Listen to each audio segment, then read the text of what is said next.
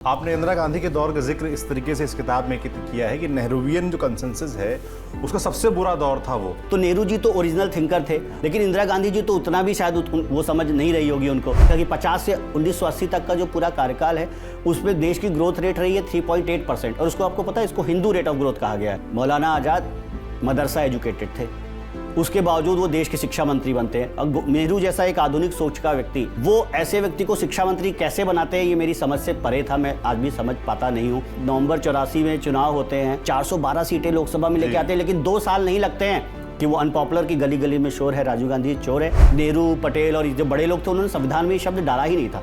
इंदिरा गांधी जी ने 76 में उठा के डाल दिया, सामने अपोजिशन बैठा नहीं। उसके बीच में उन्होंने सोशलिज्म और सेकुलरिज्म वर्ड डाला, हमारे प्रियम्बल में डाला। मतलब देवगौड़ा जी के टोटल जनता दल के 45 एमपी थे और वो देश के प्रधानमंत्री थे, तो 16 एमपी वाले मुलायम सिंह जी को भी लगता था कि हम भी देश के प्रधानमंत्री बन सकते हैं। एक सेकुलर कंसेंसस थी, ऐसी कंसेंसस कि जिसमें अडवाणी जी देश के बहुत बड़े नेता थे, राम मंदिर आंदोलन के नायक थे, लेकिन उनको भी अटल बिहारी वाजपेयी जैसे एक मॉडरेट चेहरे को आगे करना पड़ता है। आज मेरे हाथ में 2 किताबें हैं, बहुत ही इंटरेस्टिंग किताबें हैं। पहली किताब का नाम है Modian consensus the rediscovery of Bharat, और दूसरी किताब है अयोध्या राम मंदिर भारत क्वेस्ट फॉर राम राज्य। ये दोनों किताबें पहले तो आप देख लीजिए। आज बात एक किताब पर करेंगे जिस किताब का नाम है Modian consensus the rediscovery of Bharat.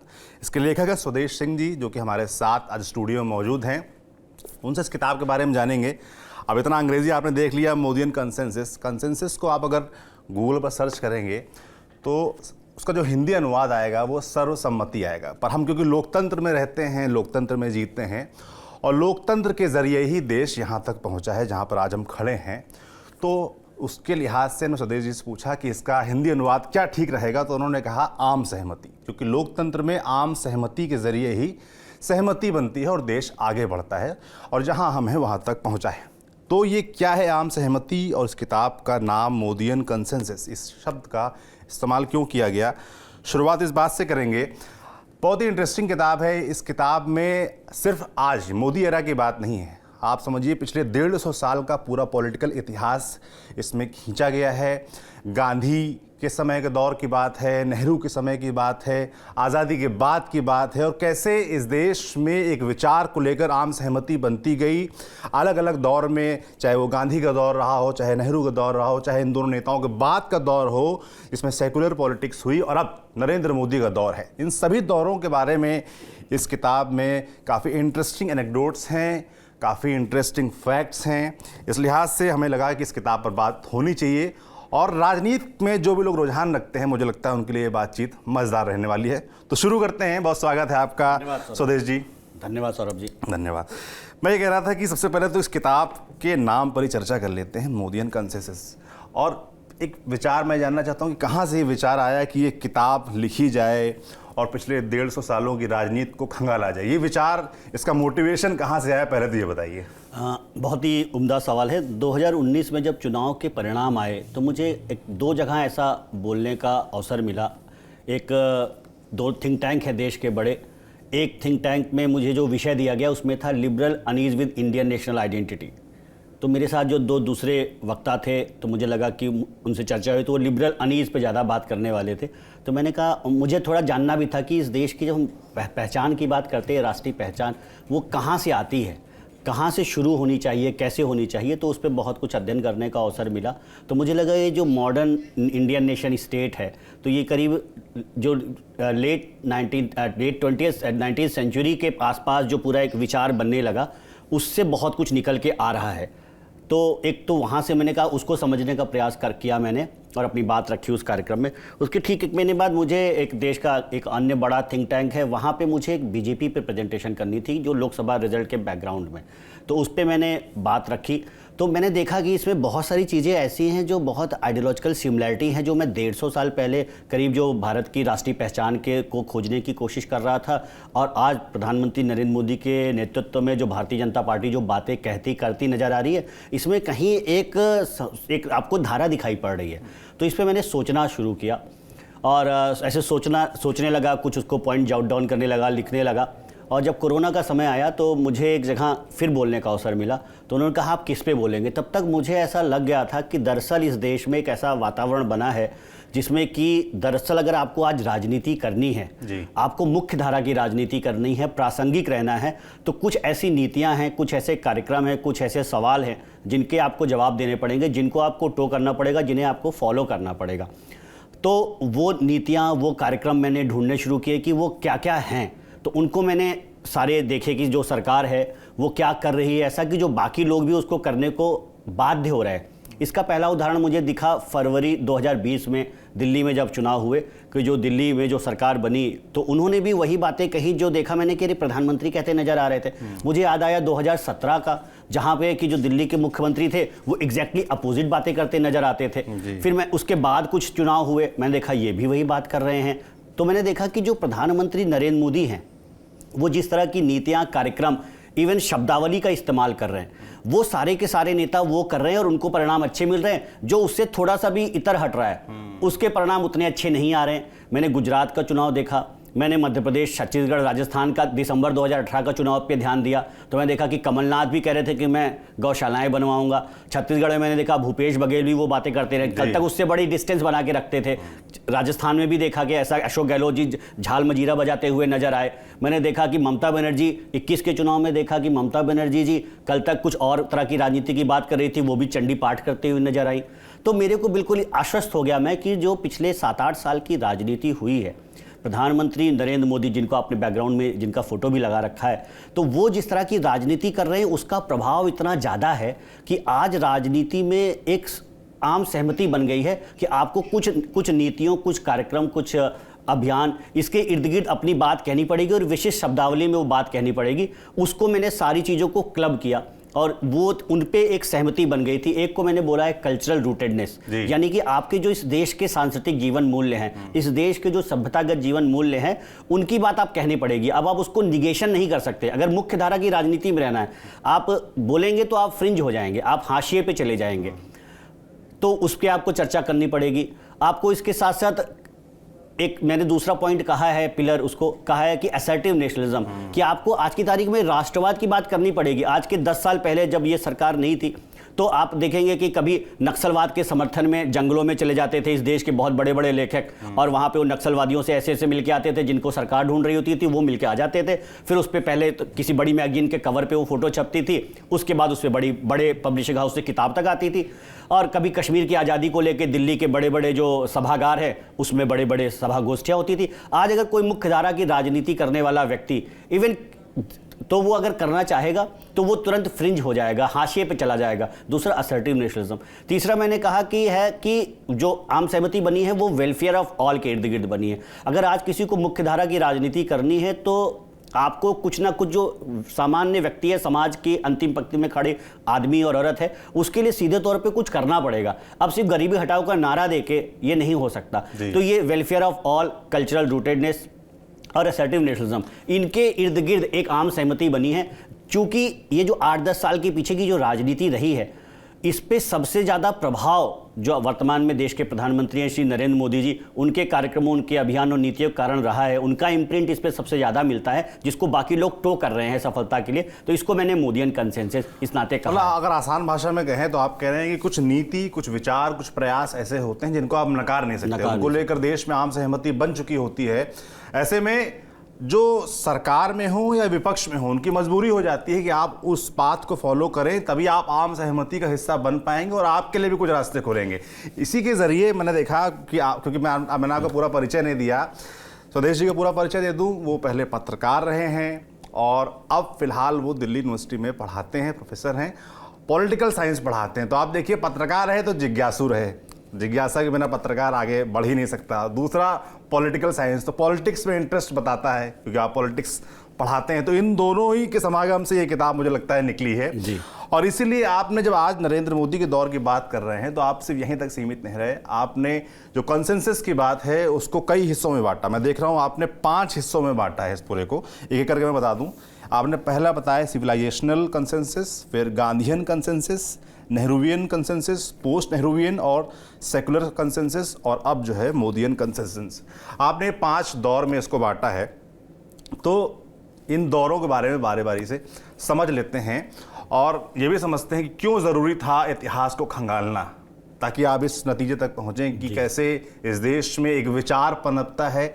चाहे साउथ अफ्रीका से लौटे गांधी हो, जिन्होंने इस देश को समझा कि इस देश को क्या चाहिए, इस देश का गौरवशाली इतिहास उन्होंने बखान किया, उसको समझा और राम राज्य की पहली परिभाषा दी और उस टर्म को इस्तेमाल किया। और चाहे मुस्लिमों को साथ शामिल करने की बात हो या हिंदुओं को एकजुट करने की बात हो या जाति प्रथा के खिलाफ चीज़ें लोगों को एकजुट करने के लिए प्रयास हों, तो उन्होंने ऐसे से प्रयास किए ताकि एक आम सहमति उनको लेकर बने। और जो पिछले हजार साल से ज़्यादा का वक्त था जो देश ने गुलामी झेली, उसका जो बोझ था, उसके बोझ तले जो दबे थे लोग, उनको मोटिवेट किया जा सके। तो शुरुआत इसी से करते हैं, सिविलाइजेशनल कंसेंसस और उसके बाद गांधीयन कंसेंसस। इसके बारे में बताइए। तो मेरा आर्गुमेंट बेसिक यही है कि जब किसी विचार के इर्द गिर्द एक आम सहमति बनती है, और सिर्फ राजनीति में नहीं, समाज में बनती है, एकेडमिक्स में बनती है, आर्ट लिटरेचर कल्चर में बनती है, वो शुरुआत कहीं से होती है। कोई टॉर्च बीरर बनता है उसका, कभी कोई व्यक्ति बनता है, कभी कोई संस्था बनती है, कभी कोई विचार बनता है। तो जब वो आम सहमति बनती है तो for that you need a sizable number of population, जो एक थ्रेशोल्ड को क्रॉस करना होता है। सबकी जरूरत नहीं, इसलिए मैंने कहा सर्वसम्मति नहीं, आम सहमति। उस थ्रेशोल्ड को क्रॉस करना है कि कुछ एक साइजेबल नंबर उस देश को, समाज को, विचार को आगे की तरफ ले जाएगा। एक बहुत बड़ी जनता होती है जो स्थूल होती है, जो शांत होती है, भाई आगे चल रहे हो आगे चलते हैं, पीछे जा रहे हो पीछे चलते हैं। कुछ लोग होते हैं जो पीछे खींच रहे होते हैं। वो जो थ्रेशोल्ड जब क्रॉस कर जाता है तो फिर देश, समाज, सभ्यता बहुत तेजी से आगे जाती है। मैंने यही आर्गुमेंट दिया कि अभी हम उस दौर में जी रहे हैं, आ गए हैं कि फिर एक कंसेंसस बना है, जिसके बारे में मैं चर्चा कर रहा था। 3 बिंदुओं के इर्द गिर्द कंसेंसस बनी है और इसीलिए मैंने कहा कि वो पहले राजनीति में बनी। प्रधानमंत्री मोदी जी का उसमें बहुत बड़ा योगदान है। आप आज का सिनेमा देखेंगे, उसी तरह का सिनेमा आज बन रहा है। चाहे उरी की बात करेंगे, चाहे बाहुबली उसका बहुत प्रतिनिधि सिनेमा है, या तमाम तरह का सिनेमा देखेंगे।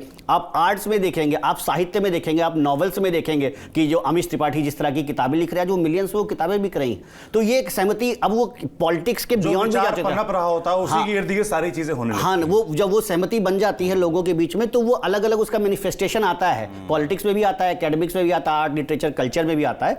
तो यही चीज जो अभी हो रहा है, मैंने पाया कि यही 150 साल एक बहुत बड़ी देश की जनता है जो उन विचारों से अनुप्राणित होती थी, प्रेरित होती थी। तो मैंने पहला बोला है कि करीब 1870 के इर्द गिर्द, उस 1857 के जो हमारा प्रथम स्वतंत्रता संग्राम है, क्रांति है, उसके बाद जो अंग्रेजों ने जिस तरह की राजनीति की, उसके रिएक्शन में एक नई राजनीति खड़ी हुई और उसको मैंने कहा है सिविलाइजेशनल कंसेंसस, कि एक आम सहमति बनी, जिसके कि मैंने 2 बिंदु बताए हैं। एक कि ये जो विदेशी ताकतें हैं ये, और इनको इस देश में अब रहने का अधिकार नहीं है। उसका कारण ये है कि जो हमारी सभ्यता है वो दरअसल ये जो वेस्टर्न सिविलाइजेशन है उससे इंडियन सिविलाइजेशन बेहतर है। तो चाहे वो स्पिरिचुअल फील्ड में काम करने वाले विवेकानंद, दयानंद जैसे लोग हों, या रेवोल्यूशनरीज हों, सावरकर और अरविंदो जैसे रेवोल्यूशनरीज हों, या अगर आप देखें कि जो सामाजिक क्षेत्र में जो काम कर रहे हैं वैसे लोग हों, या कांग्रेस के भी मॉडरेट्स हों, या कांग्रेस के भी एक्सट्रीमिस्ट हों, लाला लाजपत राय और बाल गंगाधर तिलक, विपिन चंद्र पाल हों। तो जितने भी तरह के ग्रुप थे, या आर्ट लिटरेचर कल्चर में काम करने वाले लोग, अब बंकिम का आनंदमठ उसी समय आता है। अगर आप देखेंगे ये जो विशेष कालखंड है, स्वदेशी मूवमेंट इसी समय शुरू होता है। ये जितना भी विशेष कालखंड में, चाहे जो भी गांधी जी की जो पृष्ठभूमि है, चाहे वो जन आंदोलन करने की बात हो, चाहे स्वदेशी की बात हो, चाहे सत्याग्रह की बात हो, चाहे स्वराज की बात हो, वो सारी की सारी बातें यहीं से निकल के आती हैं। इवन गांधी जी के मैं गांधी जी के सारे प्रयासों को last leg of freedom movement कहता हूं। हमने उसको ही सारा फ्रीडम मूवमेंट मान लिया 1920 से 1947 को। वो लास्ट लेग है, अंतिम कड़ी है सिर्फ उसकी। उसके पीछे अगर आप देखें 1905 में क्या हो रहा है, यंग बंगाल, 47 में पार्टीशन हुआ, एक नहीं हो पाए, 5 में पार्टीशन होता है बंगाल का, और 11 में एक हो जाता है। जनता का इतना उग्र दबाव होता है। तो वो जो कालखंड है, मैंने उसमें 2 बातें कही हैं कि एक तो विदेशी ताकतें बाहर जाए, एक लोगों की आम चेतना ऐसी जागृत हो गई। इसको मैंने सिविलाइजेशनल कंसेंसस कहा है कि आपकी एक नेशनल रीअवेकनिंग हुई, एक सिविलाइजेशनल रीअवेकनिंग हुई कि हमारा और ये भारत एक सनातन संस्कृति का देश है, ये समय समय पे ऐसे ही जागता है। कई बार अपने स्लम्बर और लेथार्जी के साथ ना भक्ति आंदोलन में जागा था, उससे पहले कभी बुद्ध के समय जागा था, कभी शंकर के समय जागा था। समय समय पे सनातन है तो अपने को चिरनूतन करते रहता है। तो कभी उसके लिए शंकर आ जाते हैं, कभी बुद्ध आ जाते हैं, कभी महावीर आ जाते हैं, कभी भक्ति आंदोलन के तुलसी सूर कबीर नानक आ जाते हैं, कभी विवेकानंद, दयानंद दयानंद और रामकृष्ण परमहंस आ जाते हैं, कभी गांधी और अंबेडकर और हेडगेवार आ जाते हैं और समाज को जागृत करते हैं। तो वो पहली बार वो रीअवेकनिंग लंबे समय के बाद 1870 से 1915, ऐसा मैंने कालखंड बताया कि आपको एक आइडियोलॉजिकल फाउंडेशन मिल गया अपने आज़ादी। क्योंकि अगर आपके पास विचार नहीं है किसी के, उसके इर्द गिर्द ही लोग खड़े होना शुरू होते हैं। वो विचार विवेकानंद ने अपने माध्यम से, दयानंद ने अपने माध्यम से, सब अलग अलग फील्ड के लोगों ने अपने अपने माध्यम से बात की। रेवोल्यूशनरी जो थे, युगांतर अनुशीलन समिति के जो क्रांतिकारी थे, वो अपने माध्यम से बात कह रहे थे। तो इसको मैंने पहला कहा है। दूसरा मैंने कहा कि फिर उसमें एक थोड़ा सा डिपार्चर हुआ, उसके कारण भी मैंने किताब में गिनाया कि एक कंसेंसस से दूसरे में आप जाते क्यों हैं। पहला वीक पड़ता है, या कोई ऐसा बड़ा लीडर आता है वो नई बात कहता है, वो बातें थोड़ी पुरानी पड़ने लगती हैं, या उस व्यक्ति में उतना दम होता है। ऐसे कई सारे कारण बताए हैं और भी बहुत से कारण हैं। तो गांधी जी जो आते हैं वो दरअसल कमोबेश वो जो आपकी बात कह रहे थे कि गांधी जी भी सभ्यतागत विमर्श की बात करते थे, एग्जैक्टली वही बात कर रहे थे। सिर्फ उनका 2 पॉइंट पे मैंने देखा है कि डिपार्चर उनका दिखता है सिविलाइजेशनल कंसेंसस से। एक तो वो हिंदू मुस्लिम यूनिटी के सवाल को नहीं समझ पाए, ऐसा मैंने आर्गुमेंट रखा है। और दूसरा नॉन वायलेंस की जो बात है कि जो सिविलाइजेशनल कंसेंसस है उसमें रेवोल्यूशनरीज को भी वो बात कह रहे हैं। गांधी जी के समय भगत सिंह या चंद्रशेखर आज़ाद या बिस्मिल और ये सारा जो पूरा अधिष्ठान है हमारा, जो कि अंग्रेजों को जैसी भाषा समझ में आती है हम उस भाषा में बात करेंगे, उसका थोड़ा निगेशन है। ये 2 बातें, अदरवाइज गांधी जी भी कमोबेश वही सारी बातें कहते हैं। तो उस समय स्वदेशी, सत्याग्रह, स्वराज, ये सारी बातें गांधी जी कहते हैं, उसको मैंने गांधीयन कंसेंसस कहा है। तीसरा, जब ये दोनों कंसेंसस जो हैं ये आज़ादी से पहले की हैं, 1947-50 से पहले की है। तीसरा जो कंसेंसस है वो उसको नेहरूवियन कंसेंसस कहा है। गांधी जी ने, आप जानते हैं कि पटेल की जगह, सरदार पटेल जी की जगह नेहरू जी को नेता का बनाया और देश के वो प्रधानमंत्री रहे 1946 से लेकर 64 तक। और 1950 से 90 तक का मैंने ऐसा कालखंड कहा है कि इसको नेहरूवियन कंसेंसस कहा है। आपने इसका प्रमुख तत्व बताया सोशलिज्म को, 3 बताया है। एक सोशलिज्म, हाँ, और उसमें आपने बताया कि 2 ऐसी घटनाओं का आपने जिक्र किया किताब में जिनका प्रभाव नेहरू पर पड़ा और वो सोशलिस्ट जो उनके विचार है। एक आपने पहला बताया कि ब्रसेल्स वाला जो मूवमेंट था उसमें उनका शामिल होना, और जो सोवियत संघ जाना 1927 में, 2 आपने मौके बताए जहां से उन पर प्रभाव पड़ा। बिल्कुल। तो इसके 3 जो मैंने बताया, एक सोशलिज्म और दूसरा सेकुलरिज्म, तीसरा नॉन अलाइनमेंट। दुनिया में उस समय 1917 में रूस की क्रांति हुई थी, एक वैकल्पिक विचारधारा के रूप में समाजवाद आया था और दुनिया भर के युवाओं को वो प्रेरित कर रहा था कि एक नई बात कही जा रही है पूंजीवाद के अलावा भी। तो उससे नेहरू भी प्रभावित हुए, इवन सुभाष चंद्र बोस जी भी प्रभावित हुए थे। शायद वो देश के प्रधानमंत्री होते तो हम देखते कि शायद वो क्या करते। लोहिया और जयप्रकाश नारायण जी भी प्रभावित थे उस समय, वो कांग्रेस की यंग ब्रिगेड थी। तो नेहरू जी उससे प्रभावित रहते, लेकिन एग्जैक्टली सोवियत ब्लॉक के साथ भी नहीं जाते वो। यहाँ पे फिर मैं कहता हूँ कि जाना था तो पूरा चले गए होते, तो शायद वहीं से ज़्यादा सहयोग आता। तो वो इवन 1956 में कांग्रेस के अवार्डी सेशन में सोशलिस्ट पैटर्न ऑफ सोसाइटी ऐसा करके कांग्रेस का प्रस्ताव पारित होता है कि हमें ऐसा समाज बनाना है। तो वो सोशलिज्म, सेकुलरिज्म और नॉन अलाइनमेंट, इसके इर्द गिर्द क्या कहते हैं 1950 से 1990 के दशक की राजनीति घूमती है। और जब राजनीति घूमती है तो उसका रिफ्लेक्शन आपको एकेडमिक्स पे भी दिखाई पड़ता है, बलराज साहनी की फिल्म में भी दिखाई पड़ता है, दिलीप कुमार के नया दौर में भी दिखाई पड़ता है, उसमें क्या कहते हैं आपको जो उस समय का साहित्य लिखा जा रहा है वहाँ पे भी दिखाई पड़ता है। क्यों होता है ऐसा? क्योंकि जब सरकार होती है तो कई बार उससे जुड़े हुए प्राइजेस होते हैं, कई बार ये भी मैंने लिखा कि कितने तरह के लोग होते हैं जो उस कंसेंसस के इर्द गिर्द, कितनी परतें होती है। कुछ लोग उस कोर आइडियाज को सच में मान रहे होते हैं, कुछ किसी लाभ के हानि के नाते उससे आते हैं, कुछ जो हवा चल रही है उसके साथ हो लेते हैं और आप एक साइजेबल नंबर क्रॉस कर जाते हैं। तो आइडिया कोर में होता है। तो इन तीनों चीज़ों के इर्द गिर्द एक बनने लग जाती है समझ। इसलिए आप अगर देखेंगे तो मौलाना आज़ाद, जो मैं कह रहा था कि गांधी जी का जो विषय भी कह रहा था कि 1923 में मात्र 35 साल की उम्र में मौलाना आज़ाद कांग्रेस के राष्ट्रीय अध्यक्ष बन जाते। कारण सिर्फ ये होता है कि उन्होंने खिलाफत आंदोलन का समर्थन किया था जैसा गांधी जी कर रहे थे। 1940 से 46 तक मौलाना आज़ाद कांग्रेस के अध्यक्ष रहते हैं, 46 से लेकर 58 तक देश के शिक्षा मंत्री रहते हैं। मौलाना आज़ाद मदरसा एजुकेटेड थे, उसके बावजूद वो देश के शिक्षा मंत्री बनते हैं। और नेहरू जैसा एक आधुनिक सोच का व्यक्ति जो कि समाजवाद और रशा और इन सब चीज़ों से प्रभावित था, पश्चिम के विचारों से प्रभावित थे, वो ऐसे व्यक्ति को शिक्षा मंत्री कैसे बनाते हैं ये मेरी समझ से परे था। मैं आज भी समझ पाता नहीं हूँ कि अगर आपको एक आधुनिक राज्य बनाना है और आप जिस समझ के नेता हैं, वेस्टर्न एजुकेटेड, इंग्लिश स्पीकिंग, सोचते भी इंग्लिश में थे, तो वो कैसे ऐसे मौलाना आज़ाद को उन्होंने शिक्षा मंत्री बनाया, ये एक बड़ा सवाल मुझे लगता है। तो वो शायद वो वही जो 3 पिलर्स मैंने बताया आपको नेहरूवियन कंसेंसस की, सोशलिज्म, सेकुलरिज्म और नॉन अलाइनमेंट, उसमें कहीं सेकुलरिज्म के फांस में फंस के उनको एक प्रतिनिधित्व के रूप में रखा गया था, क्योंकि कांग्रेस के राष्ट्रीय अध्यक्ष भी रहे थे। सोशलिज्म के कारण भी जो हुआ, हमने देखा कि 50 से 1980 तक का जो पूरा कार्यकाल है उसमें देश की ग्रोथ रेट रही है 3.8%, और उसको आपको पता है इसको हिंदू रेट ऑफ ग्रोथ कहा गया है। यानी कि जो हिंदू समाज होता है थोड़ा सा लेथार्जिक होता है, थोड़ा थका हुआ, तो उसकी वजह से दरअसल इकॉनमी स्लो चलने लगती है। सारा कारण आपकी आर्थिक नीतियाँ हैं। आर्थिक नीतियाँ ऐसी कि 1952 में पंचवर्षीय योजना का लक्ष्य औद्योगिकीकरण है, कृषि है, 52 से 57 और 57 से औद्योगिकीकरण होता है। 5 साल में देश में खेती पे काम हो गया क्या? नहीं हो पाया था। आप लक्ष्य ही नहीं बना पाए, और आपके पास सामने कोई अगले 25 साल का विजन नहीं है, अगले 50 साल का कोई विजन नहीं कि देश को ले किस तरफ जाना है। हर 5 साल में आप गोल पोस्ट शिफ्ट करेंगे तो चीज़ें नहीं हो सकती।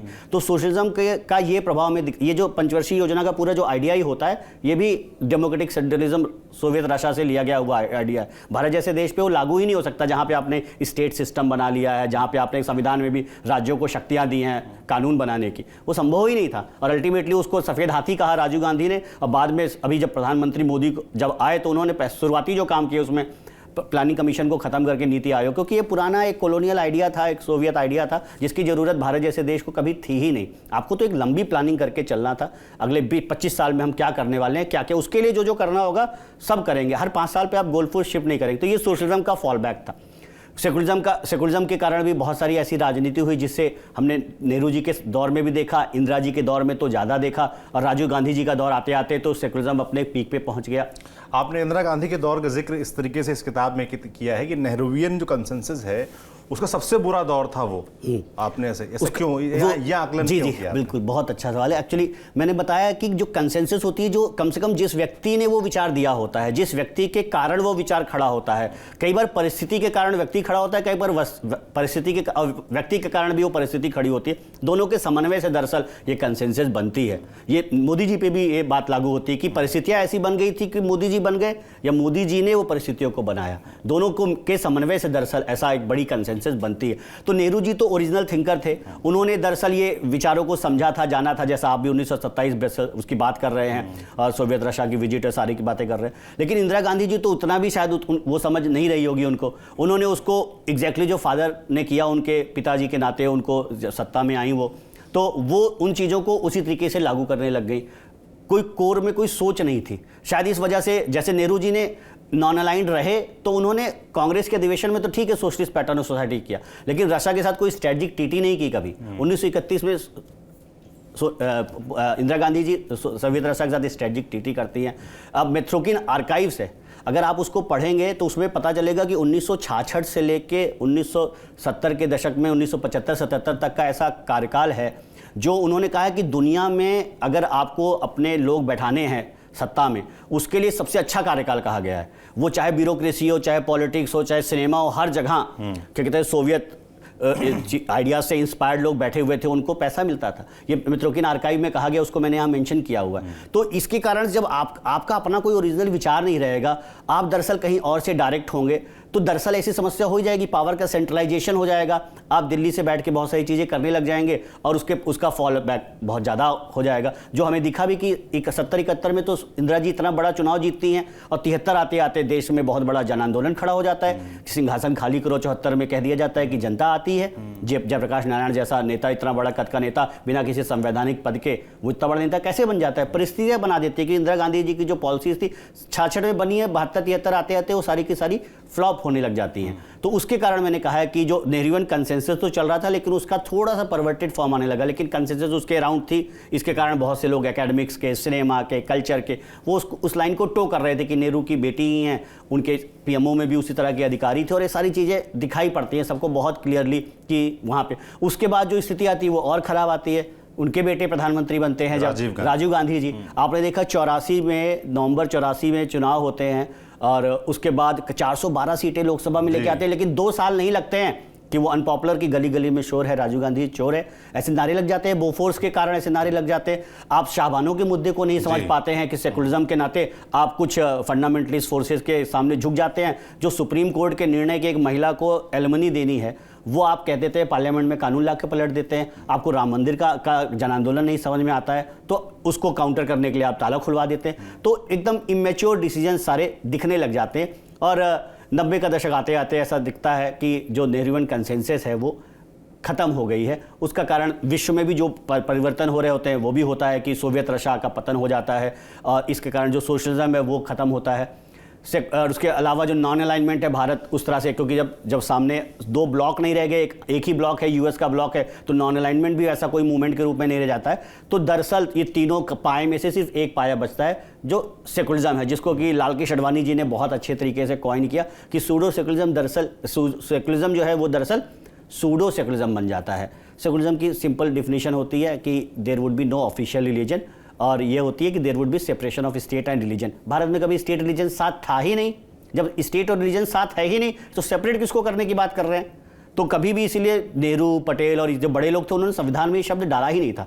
इंदिरा गांधी जी ने क्षेत्र में उठा के डाल दिया, सामने अपोजिशन बैठा नहीं था, सब सारी पार्लियामेंट कैसी ही लगती थी 75 से 77 तक हम जानते हैं। उसके बीच में उन्होंने सोशलिज्म और सेकुलरिज्म वर्ड डाला, हमारे प्रियम्बल में डाला, पहले नहीं था, क्योंकि वो आत्मा से, विचार से ऐसा हमारा संविधान बना था कि उसमें समाज में बराबरी लानी है, उसके लिए डालना थोड़ी है। एक होता है घी, एक होता है देसी घी, एक होता है शुद्ध देसी घी, एक होता है गाय का बना शुद्ध देसी घी। हमारे आपके जो दादाजी ऐसा नहीं बोलते थे कि गाय का बना शुद्ध देसी घी, वो क्या बोलते थे? घी, क्योंकि घी ही घी होता था। जितना ज़्यादा मिलावट होती गई उतना ज़्यादा आप क्लियरिटी उसको उसमें जोड़ते गए विशेषण। आज गाय का बना A2 गाय का बना शुद्ध देसी घी हो गया है, क्योंकि अब गाय का घी भी ठीक से नहीं मिल रहा है। तो ये जो घी है ना, वो घी था हमारा संविधान, उससे अच्छी चीज़ें निकालनी थी। मिलावट करते गए आप, चीज़ों को गलत दिशा में लेते गए, और शब्द डालने से तो बन नहीं जाएगा। तो वो उसके कारण से समाज में एक गलत दिशा में हमारा राजनीति और समाज ऐसा बढ़ता चला गया। उस कालखंड में 70-80 के दशक में हमने देखा कि जिस तरह की अस्थिरता आई 90 के दशक में, वो किसका परिणाम है? 70-80 के दशक की राजनीति का। तो यहीं से जो दो पाए जब टूट गए तो एक तीसरे पाए पे ही चलने लगा, और वो इसी को मैंने पोस्ट नेहरूवियन या सेकुलर कंसेंसस का। अगर आप इस दरों की राजनीति देखेंगे तो पूरा 90 के दशक की राजनीति की छोटी छोटी पार्टियां बन गई, और सब अपने साथ एक मौलाना लेके घूमने लग गए नेता कि अपनी जाति का वोट मिल जाए और मुस्लिम समाज का वोट मिल जाए। सेकुलरिज्म को दरअसल मुस्लिम अपीजमेंट के बराबर के अलावा वो कुछ नहीं रह गया। सब लोग ईद मनाने लग गए, सब लोग इफ्तार की पार्टी देने लग गए, हज की सब्सिडी बहुत बड़ा मुद्दा हो गया। तो इस तरह की राजनीति ही ऑर्डर ऑफ द डे बन गया। और आपने किताब में जिक्र भी किया है कि 1989 से 1999 तक इस देश ने 8 प्रधानमंत्री देखे और भारी कंफ्यूजन का दौर आपने उसको बताया है, और साफ तौर पर कहा है कि नेहरूवियन जो कंसेंसस था वो तब तक लगभग समाप्त हो चुका था और सेक्युलर कंसेंसस की तरफ बढ़ चुका था देश। और इसको आपने बताया बड़ा कंफ्यूजन की स्थिति थी। जब अटल बिहारी वाजपेयी 1999 में बागडोर संभालते हैं, वो पूरी 5 साल की पहली सरकार गैर कांग्रेसी के रूप में वो रहते हैं 5 साल, तो थोड़ी स्टेबिलिटी आपने कहा आती है। तो पहले मुझे उस 10 साल के दौर के बारे में बताइए। तो अगर आप 90 के दशक की राजनीति देखें, देश में 3 विकल्प थे। जब अगर कांग्रेस कमजोर हो रही थी तो 3 क्या 4 विकल्प थे देश के पास। एक कांग्रेस खुद थी कि कहते हैं ना, मरा हाथी भी 1.25 लाख का होता है, तो कमजोर कांग्रेस भी बहुत पावरफुल थी। दूसरा विकल्प बन के उभरा जनता दल। जनता दल को आप अगर देखेंगे तो जनता दल दूसरा बड़ा विकल्प था, सरकार भी बनाई उन्होंने। तीसरे विकल्प के रूप में भारतीय जनता पार्टी थी। चौथा जो विकल्प था वो थे कम्युनिस्ट। तो जनता दल और कम्युनिस्ट साथ भी आए, बीजेपी ने बाहर से समर्थन दिया और कांग्रेस की सरकार हटी। लेकिन वो जो जनता दल था एक विकल्प के रूप में, वो दरअसल टूट गया।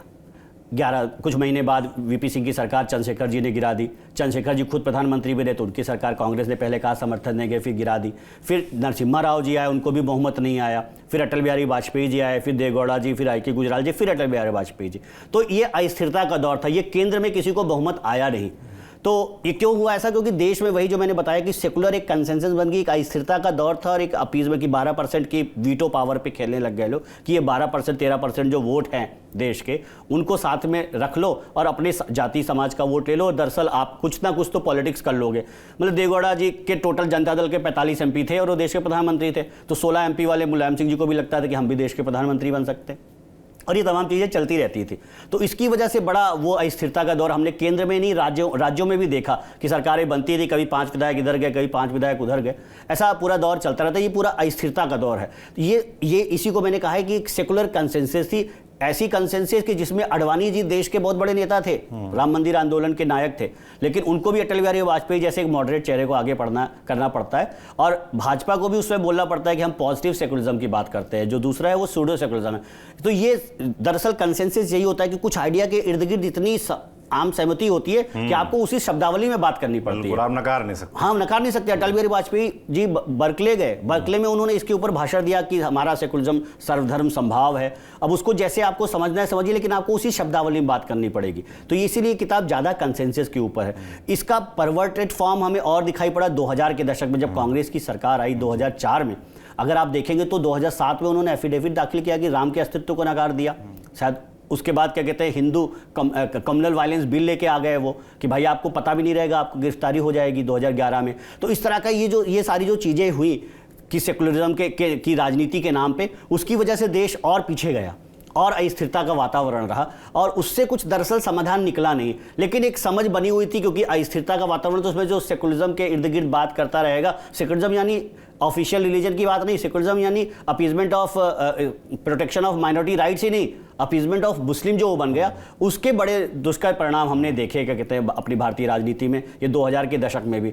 इन्हीं सब कारणों से 2014 के बाद से जो राजनीति खड़ी हुई, प्रधानमंत्री नरेंद्र मोदी जब खड़े हुए, तो आप देखेंगे कि वो जिस तरह की राजनीति शब्दावली का इस्तेमाल कर रहे थे, अगर आप देखेंगे उसमें तो आपको 5000 साल का इको दिखाई पड़ेगा। जब वो अपनी बात कहते हैं, जब वो जो शब्दावली इस्तेमाल करते हैं, तो वो कोई 150 साल की बात नहीं कर रहे होते हैं। कह रहे हैं कि नरेंद्र मोदी, जब आपने कहा कि मैंने किताब पढ़ी, उसमें लिखा आपने कि मनमोहन सिंह का जो फर्स्ट टर्म था, उसमें उन्होंने जो अटल बिहारी वाजपेयी के दरमियान, सरकार के दरमियान जो स्टेबिलिटी लाने की कोशिश की गई थी, जो नीतियाँ अपनाई गई थी और देश जो कन्फ्यूजन की स्थिति थी उससे क्लैरिटी की तरफ बढ़ रहा था, उसको आगे बढ़ाने का काम किया। पर जो दूसरा टर्म जो था उनका, उसमें तमाम तरीके के भ्रष्टाचार और तमाम तरीके के आरोप लगे, जिससे देश में एक आम सहमति बनी कि ये सरकार कहीं ना कहीं ठीक नहीं है, और उसके खिलाफ एक जो है आंदोलन खड़ा हुआ और चीज़ें हुई।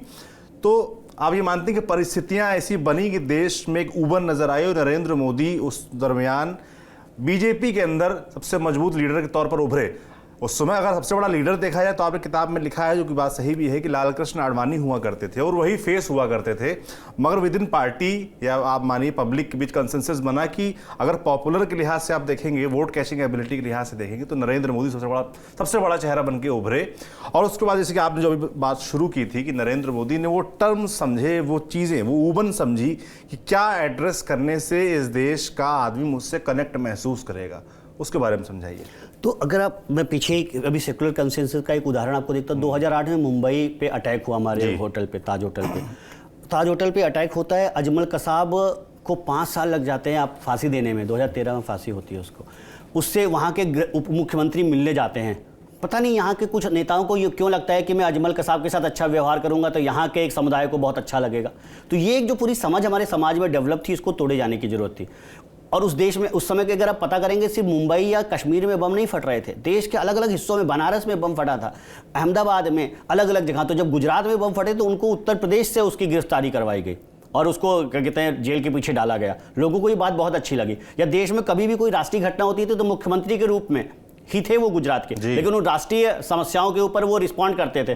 जब दिल्ली में कभी बैठक होती थी, कभी नेशनल इंटीग्रेशन काउंसिल की या अलग अलग काउंसिल्स की, उसमें आके वो अपनी बात रखा करते थे और वो रिले होती थी, वो लोगों तक मैसेज जाता था कि नहीं, एक आदमी है जो दरअसल पूरे देश के बारे में भी बात कहना चाह रहा है। फिर उन्होंने अपना 13 में अपना एक जो 2012 दिसंबर 2012 जब विधानसभा चुनाव जीता, तो उन्होंने भाषण जो है जो जीतने के बाद दिया, गुजराती में नहीं दिया, वो हिंदी में भाषण दिया था जीतने के बाद पार्टी कार्यालय से।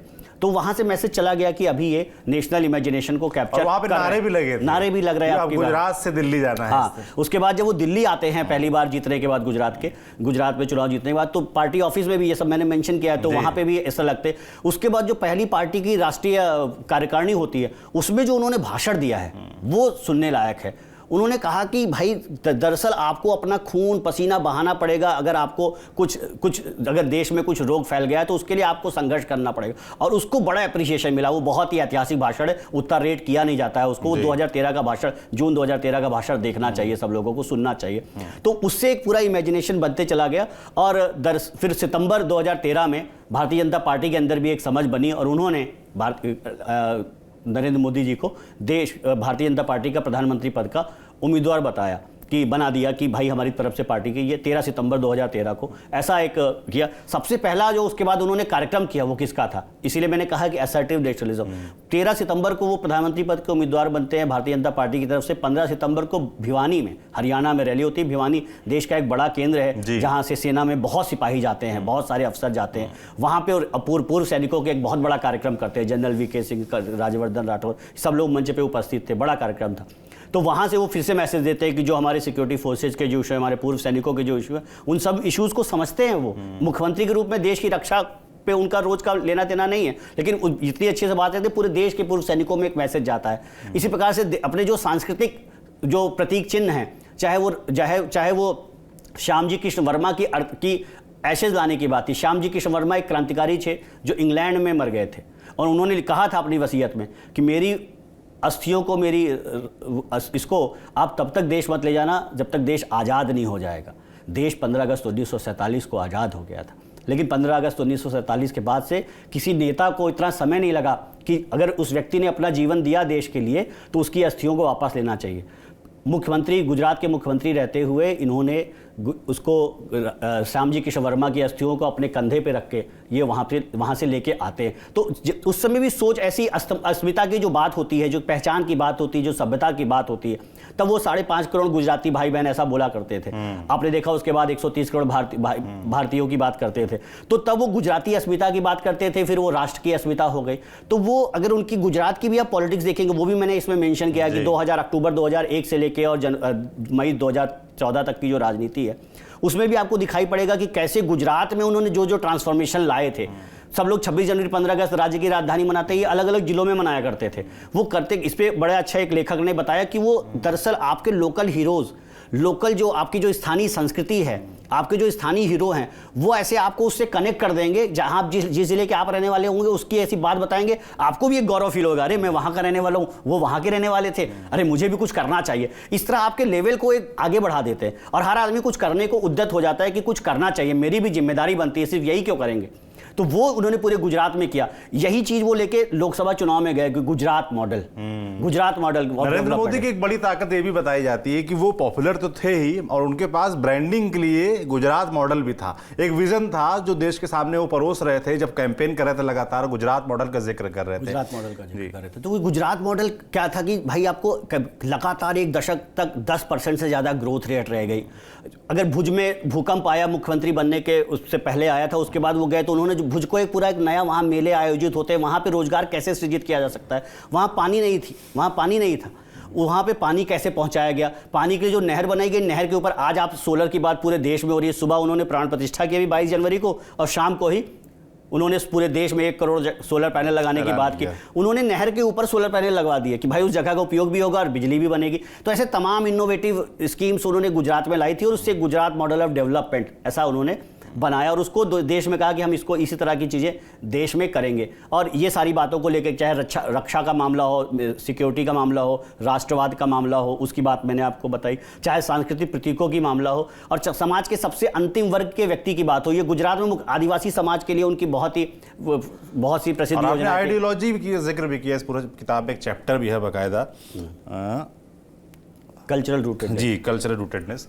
और उसमें आपने जिक्र ये भी किया कि किस तरीके से अटल बिहारी वाजपेयी, क्योंकि उनकी जो सरकार थी वो कई सारे संगठनों को मिलकर चल रही थी, तो उस तरीके से असर्टिव नहीं हो पाए थे अपने रूट्स को लेकर।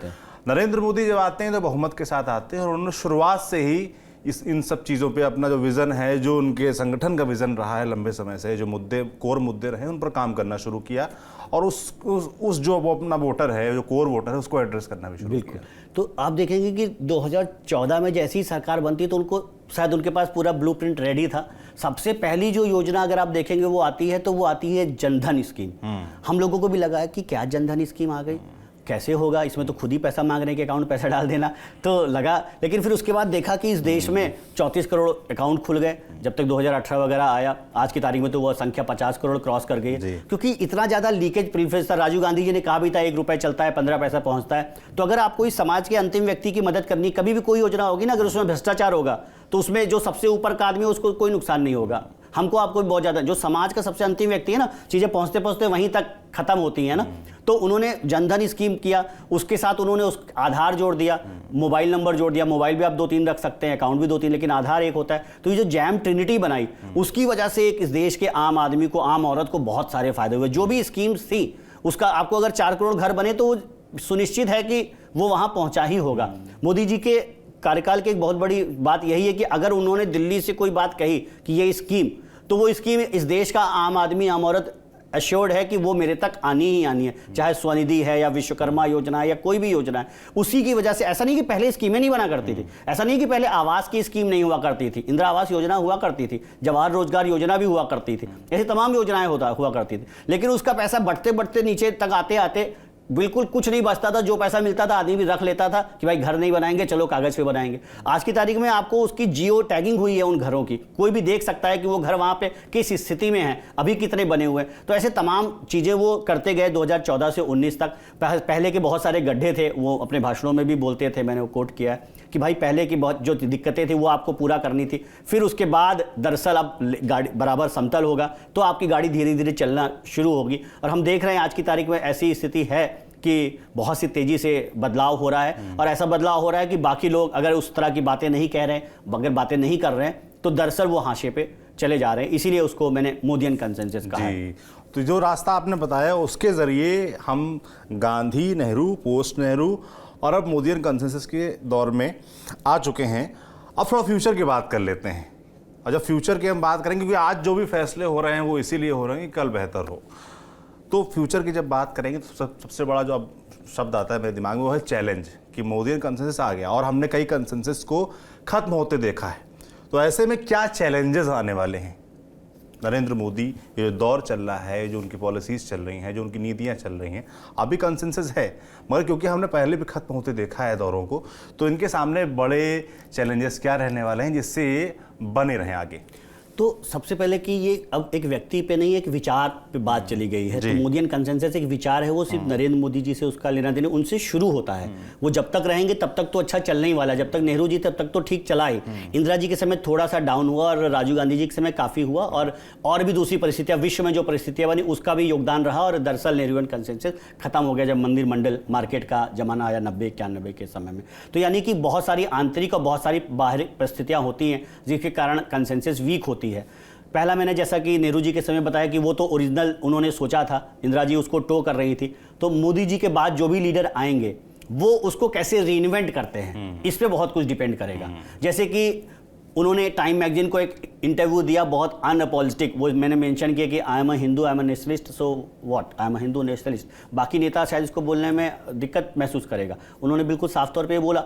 तो आपको वो जो, अगर आप कल्चरल नेशनलिज्म की पॉलिटिक्स कर रहे हैं, सेकुलर नेशनलिज्म नेहरू जी का था, आज की तारीख दौर है जो कल्चरल रूटेडनेस, मैंने कहा कल्चरल नेशनलिज्म, उसको उसके मुद्दों को कैसे रीइन्वेंट करते हैं आने वाले लोग। अभी तो नरेंद्र मोदी जी ही रहने वाले हैं, तो वो ही आगे जो मुद्दे आएंगे उसको कल्चरल रूटेडनेस की पॉलिटिक्स के नए मुद्दे क्या होंगे, उनकी स्कीम्स क्या होंगी। हमने देखा कि अभी राम मंदिर की प्राण प्रतिष्ठा हुई, पूरे देश में एक राममय वातावरण हो गया, लेकिन आपने उनकी स्पीच सुनी होगी, उन्होंने बोला देव से देश, राम से राष्ट्र। तो दरअसल उनके कोर में ये देश है, इस देश का एक आम आदमी है, वो इस देश का राष्ट्र है। तो वो जब आप उसको रीइन्वेंट करते रहेंगे तो चीज़ें लंबी चलेंगी।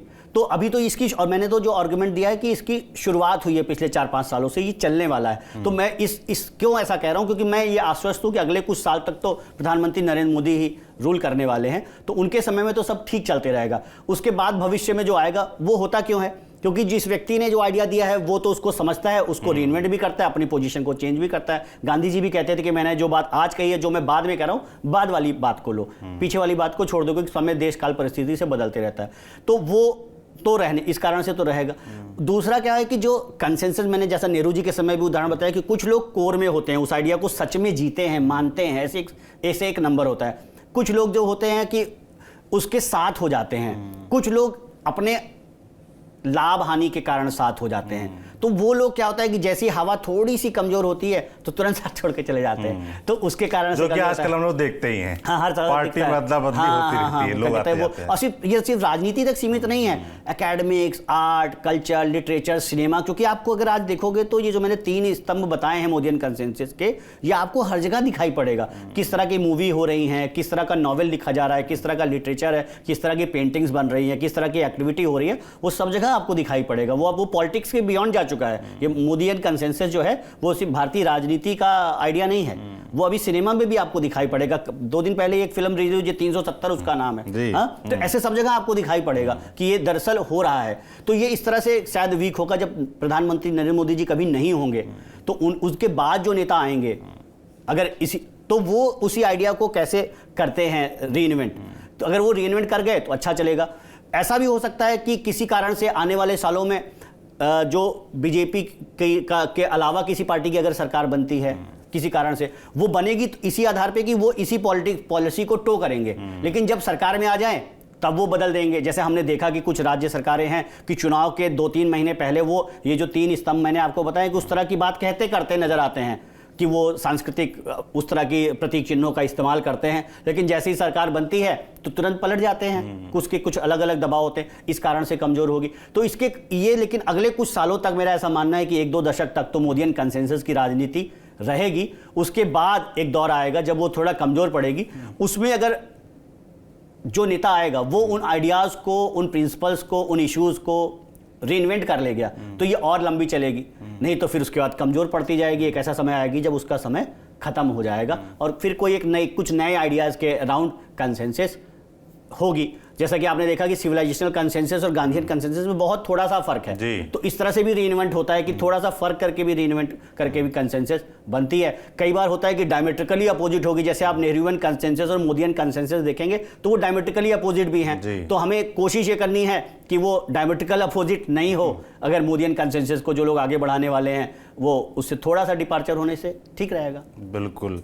तो आपने खास तौर पर इस बात पर जोर दिया कि भाई जिसका विचार होता है वो उसको लंबे समय तक सही तरीके से खींच ले जाता है। इसमें आपने जिक्र किया नेहरू का कि वो उनकी, देखिए, जो जब तक वो रहे तब तक वो कंसेंसस अपने आप तेजी से चलता रहा और कांग्रेस लगातार बढ़ती गई। इंदिरा गांधी के ज़माने में शुरुआत ठीक रही, बाद में कमज़ोर होती गई और राजीव गांधी के दौर में बिल्कुल पूरी तरीके से खत्म हो गई। उसके बाद कन्फ्यूज़न का दौर आया और अब नरेंद्र मोदी का दौर चल रहा है और इसको भी आगे तभी बढ़ाया जा सकता है जब अगली जो लीडरशिप हो, चाहे इस पार्टी की चाहे किसी और पार्टी की, वो इसको नए स्वरूप में रीइन्वेंट करके जनता के सामने आम सहमति के लिए पेश करे। फिर जनता पर है कि वो एक्सेप्ट करती है कि नहीं करती है, उसी से तय होगा कि ये दौर आगे चलेगा कि कोई नया दौर आएगा। तो ऐसे तमाम दौर गांधी से लेकर मोदी तक, और उस दरमियान क्या राजनीतिक घटनाक्रम रहा, क्या परिस्थितियां रहीं जिसके द्वारा ये नेता पनप पाए और इनका विचार पनप पाए लंबे समय तक, इस किताब में बखूबी बताया गया है। फिर से आपको एक किताब दिखा दूं, मोदियन कंसेंसस, स्वदेश सिंह इनका नाम है, इन्होंने किताब लिखी है और इंक पब्लिकेशन से पब्लिश हुई है। 599 रुपये इस किताब की कीमत है। मुझे लगता है ऑनलाइन प्लेटफॉर्म्स पे में थोड़ा और डिस्काउंट के साथ मिल जाती होगी। तो जिनको भी राजनीति में रुचि है वो इस किताब को ज़रूर पढ़ें। और स्वदेश जी की अगली किताब अयोध्या राम मंदिर, भारत क्वेस्ट फॉर राम राज्य, इस किताब पर हम फिर किसी दिन बात करेंगे, समय निकाल कर स्वदेश जी से समय लेंगे। बाकी आज जो बातचीत रही, आप उसके लिए आपका बहुत बहुत शुक्रिया, धन्यवाद। बहुत धन्यवाद। बाकी हम जनता से कहेंगे कि आप इस वीडियो को देखें और जो भी आपके विचार हों इस किताब के बारे में, इस बातचीत के बारे में, हमें कमेंट बॉक्स में लिखकर ज़रूर बताएं। कुछ सुझाव हमारे लिए हों तो हमें भी दें और स्वदेश जी के लिए हों तो उन्हें भी दें। बाकी देखते रहिए TV9 डिजिटल। शुक्रिया।